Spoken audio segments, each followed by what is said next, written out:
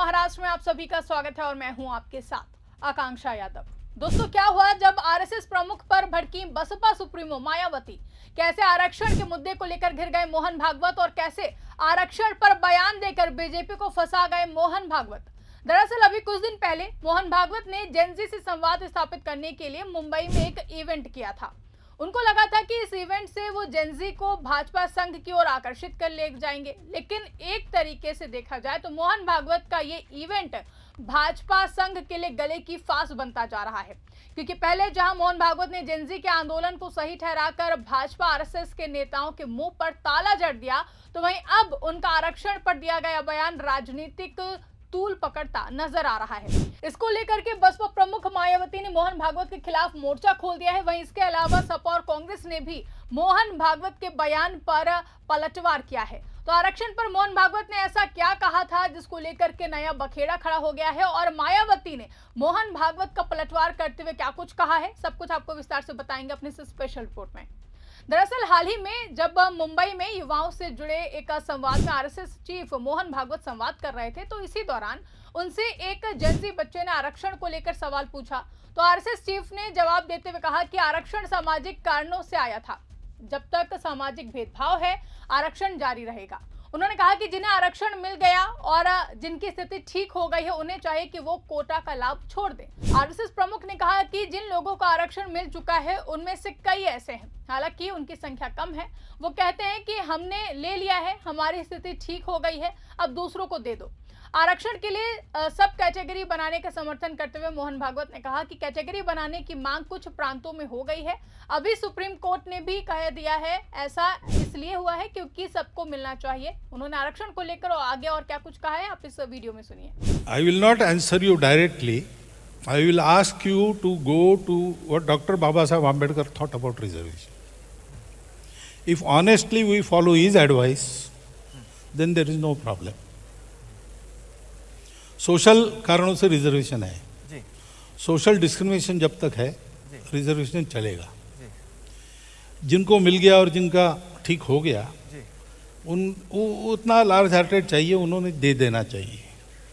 और अगर ये ठीक से होता है तो वहाँ ऐसे स्वर भी उठ रहे हैं जहाँ रिजर्वेशन मिलता है, वो अब ऐसा थोड़े है लेकिन कहना शुरू हो गया है कि अब हमने ले लिया, हमारा ठीक हो गया, अब दूसरे को दे दो। कैटेगराइजेशन की मांग कुछ प्रांतों में हो गई, अभी सुप्रीम कोर्ट ने भी कह दिया। ये क्यों हुआ? इसलिए कि सबको मिलना चाहिए। तो there is a stream in those who get the reservations that this is for our upliftment, this is not the permanent measure and we have to take advantage of this, improve our self and make this useful for others those who haven't got yet. ये वहाँ stream है, उसको encourage करना चाहिए। इसमें राजनीति छोड़ देनी चाहिए।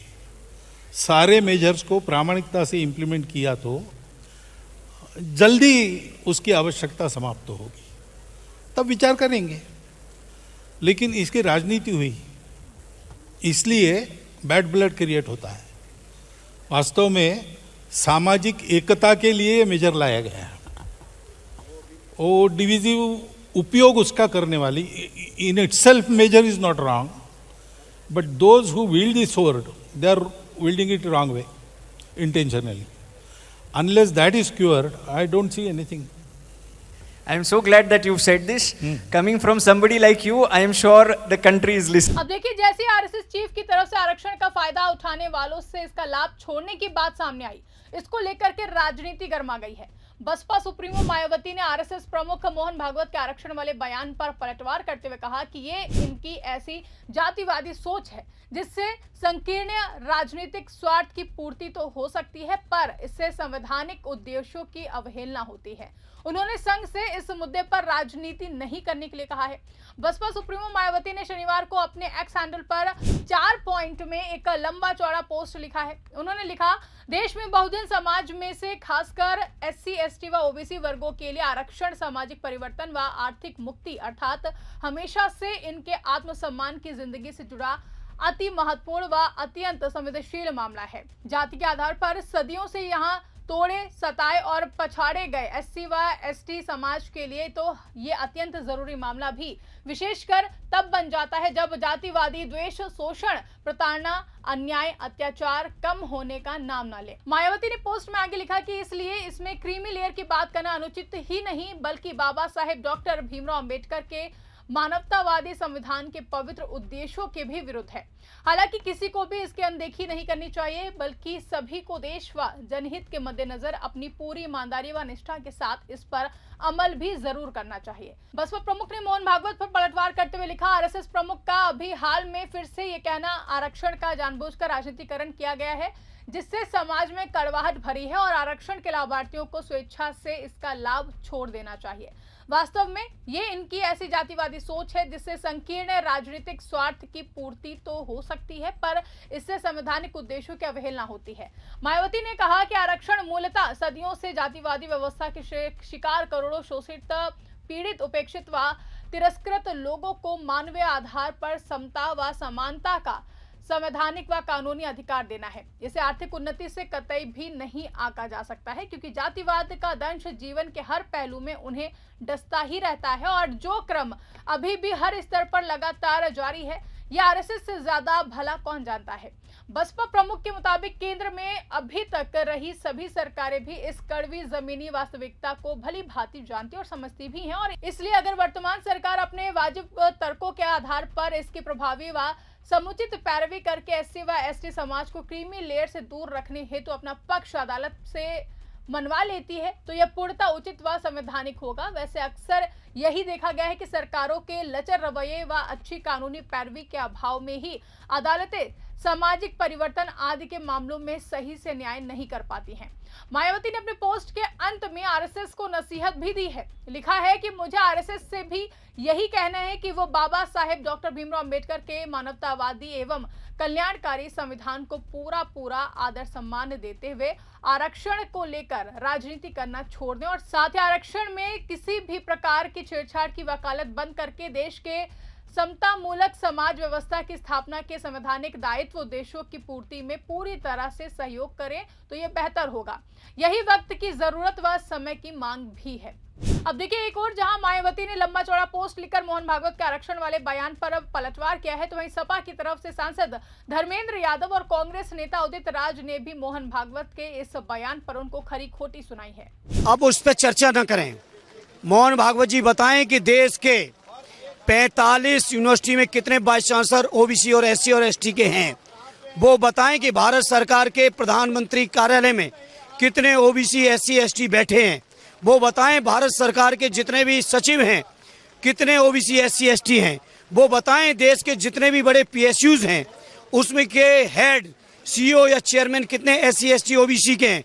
वो बताएं देश के अंदर कितने चीफ सेक्रेटरी, कितने डीजीपी और देश के सभी जिलों में कितने जिलाधिकारी, कितने कप्तान, मंडलों के कितने डीआईजी और कमिश्नर, आईजी और डीजी रैंक के अधिकारी ओबीसी एससी के बैठाएं। ये आरएसएस, ये Bharatiya Janata party OBC SC ST और आरक्षण की दुश्मन थी, दुश्मन है और दुश्मन ही रहेगी। और जो हमारे पीडीए के भाई यानी ओबीसी एससी एसटी प्रभु श्री राम के नाम पर, मंदिर के नाम पे, धर्म के नाम पे इनका विश्वास भी कर लिए थे, वो राम मंदिर चंदा चोरी होने के बाद, डकैती पड़ने के बाद उन सबका भरोसा भी जो धार्मिक कारणों से भारतीय जनता पार्टी जुड़ गए थे उनका भी भरोसा पूरी तरह से खत्म हो गया है। नौजवानों का भरोसा खत्म ही है, बैकवर्ड ओबीसी एसटी का खत्म ही है। अब देखिएगा जितने चुनाव आएंगे भारतीय जनता पार्टी की सफाई होती जाएगी। क्या चीज कहने की जरूरत नहीं थी। मोहन भागवत जी ने इनडायरेक्टली उकसाया है, आरक्षण के विरोध में ही बोला है। तो मोहन भागवत जी को क्या यह नहीं बोलना चाहिए कि 27% ओबीसी का रिजर्वेशन है, पूरा नहीं हुआ है, एससी का भी नहीं हुआ है और पार्लियामेंट के पटल में भी आईएएस, आईपीएस, आईएफएस का जो स्टैटिस्टिक्स रखी गई थी उसमें भी जो परसेंटेज इनका डिसाइड हुआ है वो परसेंटेज नहीं पूरा हुआ। तो इनडायरेक्टली मोहन भागवत जी की मंशा ठीक नहीं थी। वो ये चाहते हैं कि लोग रिएक्ट करें। और दूसरी बात है कि जो आधार है रिजर्वेशन का वो आर्थिक नहीं है, वो सामाजिक और शैक्षणिक स्तर पर है। तो इस तरह से उनकी जो बात है उससे हम सहमत नहीं हैं, वो आरक्षण विरोधी बयान है उनका। तो दोस्तों साफ है कि मोहन भागवत का आरक्षण को लेकर दिया गया बयान अब सिर्फ एक बयान नहीं रहा है, बल्कि इसने भाजपा और संघ के सामने नई राजनीतिक मुश्किलें खड़ी कर दी हैं। मायावती से लेकर सपा और कांग्रेस तक विपक्ष ने सवाल उठाना शुरू कर दिया है कि आरक्षण किसी की दया नहीं बल्कि सदियों के सामाजिक भेदभाव के खिलाफ संविधान से मिला अधिकार है। ऐसे में सवाल यही है कि क्या संघ अब इस मुद्दे पर अपनी सफाई देगा या फिर विपक्ष के हमलों के बीच चुप्पी साधे रहेगा। इस पर आपकी क्या राय है, कमेंट करके हमें जरूर बताइएगा। अगर वीडियो पसंद आई हो तो उसको ज्यादा से ज्यादा लाइक करें, शेयर करें, चैनल को सब्सक्राइब करना ना भूलें और देखते रहिए 4PM महाराष्ट्र। धन्यवाद।